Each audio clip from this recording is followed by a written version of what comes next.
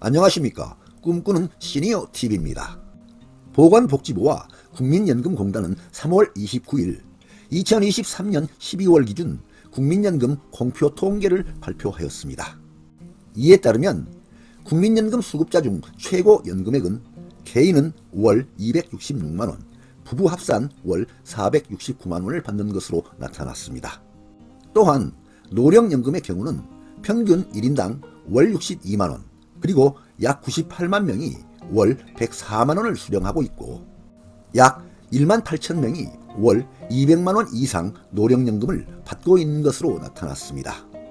다음은 보건복지부 보도 자료입니다. 국민연금 가입률 73.9%, 노인 수급률 50%를 돌파했다고 보도했습니다. 다음은 국민연금 가입자 현황입니다. 2005년에는 18세에서 59세 인구는 3,133만 명, 총 가입자 1,712만 명, 가입률은 54.6%입니다. 그리고 해마다 점점 늘어나서 2023년에는 18세에서 59세 인구 3,030만 명, 총 가입자 2,238만 명, 가입률은 73.9%로 올라갔습니다. 다음은 국민연금 수급자 현황입니다. 2005년에는 연금 수급자가 176만 명, 그리고 해마다 점점 늘어나서 2023년에는 682만 명으로 올라갔습니다. 다음은 65세 이상 인구 대비 국민연금 연금 수급자 현황입니다. 2005년에는 65세 이상 인구는 432만 명, 65세 이상 수급자는 59만 명, 비율은 13.7%입니다. 여기도 해마다 점점 늘어나서 2023년에는 65세 이상 인구 973만 명, 65세 이상 수급자는 498만 명, 비율은 51.2%로 올라갔습니다. 수급률이 노인 인구의 절반을 넘어선 것은 1988년 제도 도입 이후에 최초라고 합니다. 다음은 노령연금 평균액입니다. 2000년도에는 노령연금 평균액은 약 24만원, 이 또한 해마다 점점 늘어나서 2023년에는 약 62만원까지 올라갑니다. 다음은 200만원 이상 노령연금 수급자 현황입니다. 2018년도에는 10명이었는데 이 또한 점점 늘어나서 2023년도에는 17,805명이 되었습니다. 그런데요, 이렇게 국민연금 가입률, 노인 수급률, 노령연금 수령액이 증가하고 있는데도 불구하고 근래 들어서 노후에 대비하고자 국민연금에 자발적으로 가입하던 사람들은 계속 줄어들고 있다고 합니다. 이는 자발적 선택이기 때문에 국민연금 신뢰도를 측정하는 대표적인 지표로 통하고 있는데요. 노후소득 보장 장치로 국민연금에 대한 신뢰도가 아직은 높지 않다는 의미로 해석되는 부분입니다. 국민연금공단의 국민연금 공표 통계 자료를 보면 2023년 11월 기준으로 국민연금 임의 가입자와 임의 계속 가입자를 합한 자발적 가입자 수는 85만 8,829명으로 집계됐는데요. 직전 연도인 2022년 12월 말 86만 6,314명보다 7,485명이 줄어든 것으로 나타났습니다. 자발적 가입자 중에서 임의 가입자는 18세 이상 60세 미만 국민 중에 전업주부, 학생, 군인 등 소득이 없어 의무 가입 대상에서 빠지지만 본인 희망으로 가입한 사람을 뜻합니다. 임의 계속 가입자는 의무 가입 상한 연령인 만 60세 미만이 지났지만 연금 수령액을 늘리기 위해서 만 60세 이후에도 계속 보험료를 내면서 국민연금 수급 개시 연령인 만 65세 미만까지 계속 가입하겠다고 신청한 사람을 말합니다. 그런데 이와 같이 자발적 가입자가 감소세로 돌아선 데는 복합적인 이유가 작용하고 있는 것으로 보입니다. 다음은 국민연금 자발적 가입자 감소 이유를 보겠습니다. 첫째, 임의 가입 대상 인구가 줄어들고 있다는 점. 두 번째, 건강보험 피부양자 자격에서 탈락될 수도 있다는 점. 세 번째, 지역 건강보험료가 인상될 수도 있다는 점. 네 번째, 기초연금에서 탈락될 수도 있다는 점. 다섯 번째, 기초연금액이 최대 50%까지 감액될 수도 있다는 점. 이런 이유들이 복합적으로 작용하고 있는 것으로 보입니다. 이와 같이 첫째, 임의 가입 대상이 되는 18세에서 59세 인구가 줄어들고 있는 데다가 일자리를 구해서 사업장 가입자가 되는 경우가 상당수 발생하고 있는 것으로 보입니다.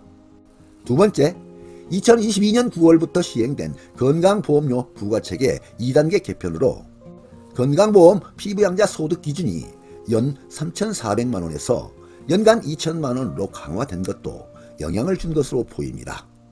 연간 2천만원을 넘는 공적연금 소득이 있으면 건강보험 피부양자 자격에서 탈락되기 때문입니다. 세 번째, 피부양자에서 탈락해 지역가입자가 되면 공적연금 소득뿐만 아니라 그 밖의 소득, 이자, 배당 같은 금융소득, 근로소득, 임대소득 등과 보유하고 있는 재산에도 지역건강보험료가 부과되는 등 건강보험료가 인상되는 불이익이 따라오기 때문입니다. 네 번째, 힘들게 국민연금에 가입하지 않더라도 만 65세 이상 소득 하위 70% 이하이면 공짜로 기초연금을 받을 수 있기도 해서 국민연금 임의 가입을 망설이게 하는 요인이 되기도 하고요. 기초연금을 받을 수 있는 경우라 할지라도 국민연금액이 많으면 기초연금에서 탈락될 수도 있기 때문입니다. 다섯 번째, 기초연금 제도에서는 국민연금 연계 감액 규정이 있어서 국민연금을 일정 기준금액 이상 받기 시작하면 국민연금 수급액의 크기에 따라서 기초연금을 일정 비율만큼 삭감하기 때문입니다. 이와 같이 국민연금을 받으면 수급자들에게 나타날 수 있는 문제점들이 몇 가지 있는데요. 지금부터는 어떤 문제점들이 나타날 수 있는지 예상되는 문제점 5가지의 구체적인 내용을 상세하게 항목별로 살펴보겠습니다.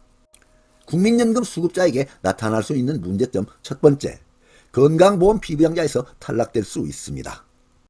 공적연금인 국민연금, 공무원, 군인, 사학, 별정우체국 직원연금을 많이 받게 되면 피부양자 자격 유지에 매우 불리하게 작용될 수도 있습니다.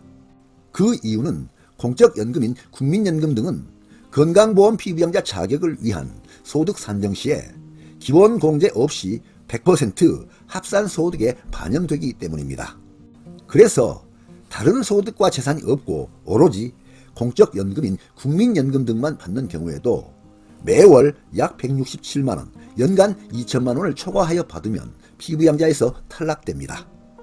현행 2024년 건강보험 피부양자 제도 개요를 살펴보겠습니다.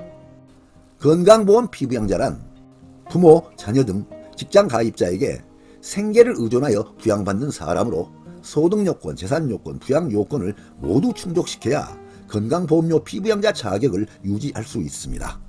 위의 3가지 요건 중에 한 가지라도 충족시키지 못하면 피부양자에서 탈락됩니다. 다음은 피부양자 건강보험료 부과 방법을 보겠습니다.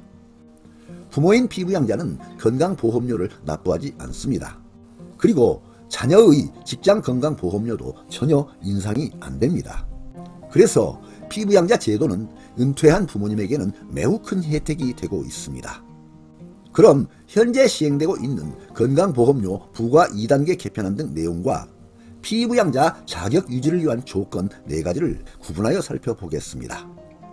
건강보험료 부과 기준입니다. 직장가입자와 지역가입자로 구분하겠습니다. 직장가입자는 소득의 7.09%를 곱하여 산정합니다. 그리고 본인이 50%, 직장에서 50%를 부담합니다. 또한 직장 외 소득이 연 2천만원을 초과할 시에는 2천만원 초과분에 대해서 건강보험료도 추가로 부과를 합니다. 지역가입자는 소득의 7.09%를 곱하여 산정하고 재산을 점수화하여 산정합니다. 그리고 본인이 100% 부담을 합니다. 또한 재산에서는 1억 원을 일괄 공제해주고 그동안 부과되었던 차량에 대한 부가 보험료는 2024년도에 폐지되었습니다. 다음은 피부양자 자격 상실 기준을 보겠습니다. 아래의 조건 중에 하나라도 해당이 되면 자격이 상실됩니다. 소득 요건, 재산 요건으로 구분이 되는데요. 소득 요건은 첫째, 연소득이 2천만 원을 초과하면 자격 상실이 됩니다. 오늘 중점적으로 보고 있는 내용이 이 부분입니다. 두 번째, 사업자는 사업자 등록 시에는 사업 소득이 1원이라도 발생이 되면 자격 상실이 되고 사업자 미등록 시에는 연 500만 원을 초과하면 자격 상실됩니다. 재산 요건입니다. 첫째, 재산세 과세 표준이 9억 원을 초과하면 자격 상실이 됩니다. 두 번째, 재산세 과세 표준이 5.4억에서 9억 사이이면서 연소득이 1천만 원을 초과하면 자격 상실됩니다. 지역가입자의 소득의 종류는 근로소득, 사업소득, 금융소득, 연금소득, 기타 소득으로 구분하는데요. 위의 합산소득이 연 2천만 원을 초과하면 피부양자 자격이 상실됩니다. 다음은 네 번째 항목인 연금소득을 보겠습니다.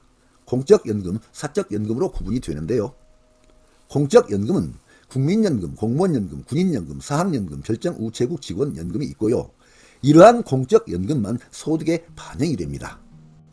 사적연금은 퇴직연금, 개인연금 등이 있는데요.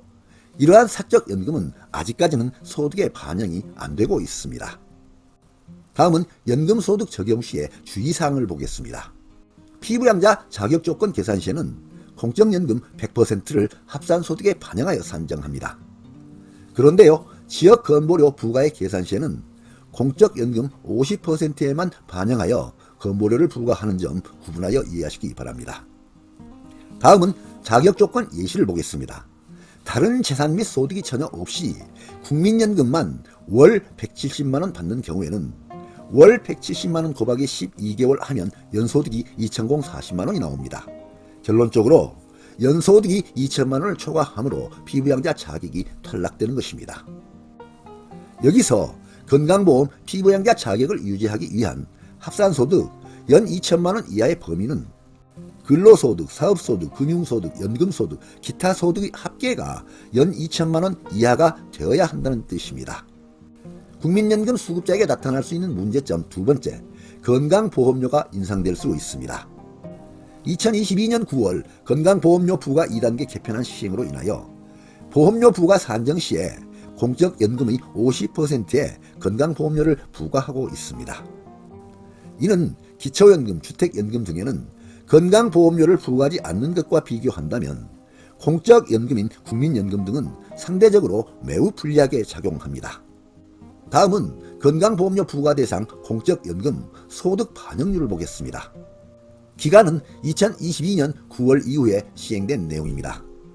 소득 반영률은 연간 연금액의 50%에 반영을 하고 있습니다. 부과 대상 소득 사례를 보겠습니다.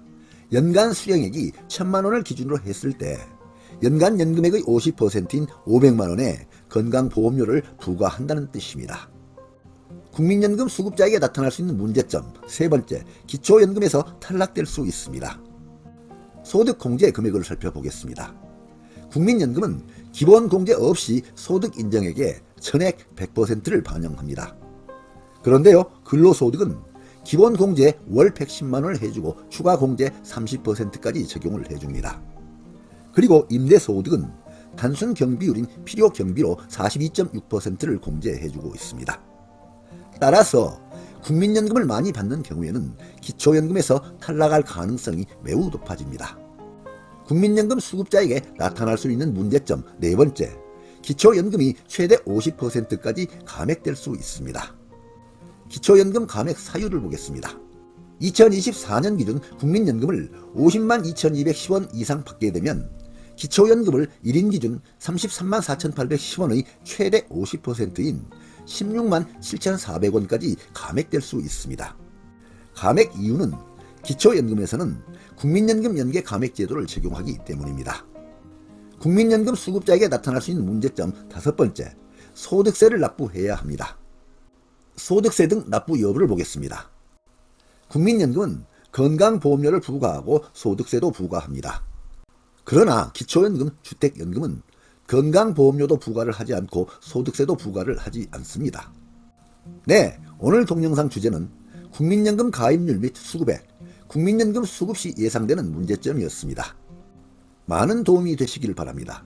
끝까지 경청해 주셔서 감사드립니다.